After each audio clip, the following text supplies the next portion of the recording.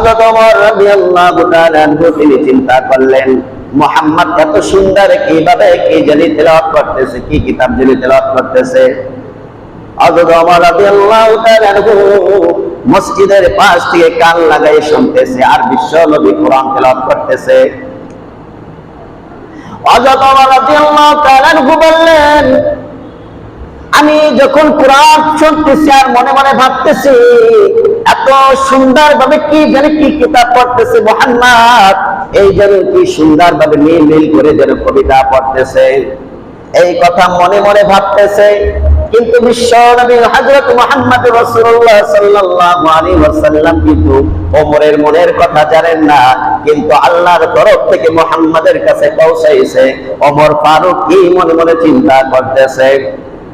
বিশ্ব নবী কোরআন তেলাওয়াতের মাধ্যমে ওমর রাদিয়াল্লাহু তাআলা কে প্রশ্নের জবাব দিয়ে দিলেন, আমা হুয়া বিকাউলি শাইর।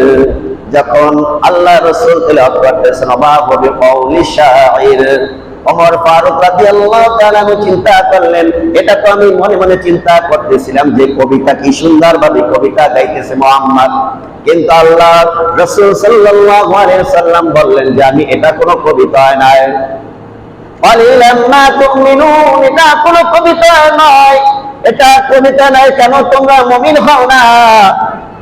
এরপরে বিশ্ব নবী হযরত মুহাম্মদ রাসূলুল্লাহ সাল্লাল্লাহু আলাইহি ওয়াসাল্লাম এই বলার পরে ওমর রাদিয়াল্লাহু তাআলা চিন্তা করলেন, তাহলে এটা যদি কবিতা না হয় তাহলে মনে হয় কোন গরুকের কিছু মন্ত্র হবে, এটা মনে হয়। কিন্তু আল্লাহ এটা কিন্তু হযরত ওমর মনে মনে চিন্তা করতেছেন।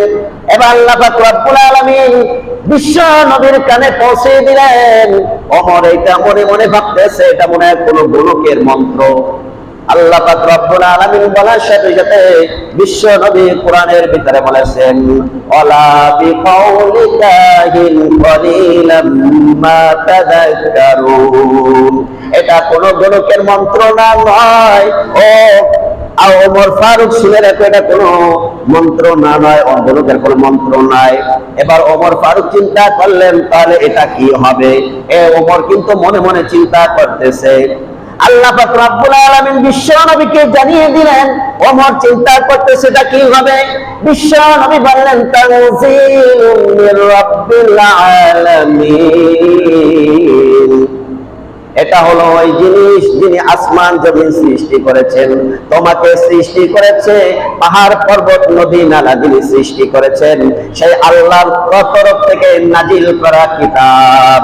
এই শোনার পরে ওমর রাদিয়াল্লাহু তাআলা একটু চিন্তিত হয়ে গেলেন। আল্লাহ পাক রব্বুল আলামিন একটু ডোজ বাড়াই